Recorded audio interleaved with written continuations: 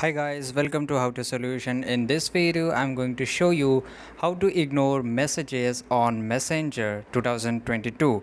So, first of all, we have to log in into our Facebook mobile account, and for that you have to go to the messages. But the recent version of Facebook Messenger, this option to ignore messages has been removed. So, unfortunately, you cannot ignore messages on the Messenger app. For that, you have to go to Google and you have to log in into your Facebook account and just make sure that it is on desktop side. And after that, you can ignore the messages in the Messenger. Okay.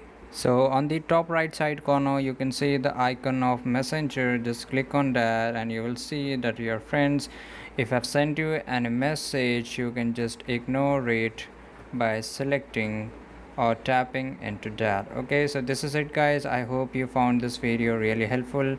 If you did, then like this video, subscribe our channel, and don't forget to press the bell icon. See you in the next video. Till that time, take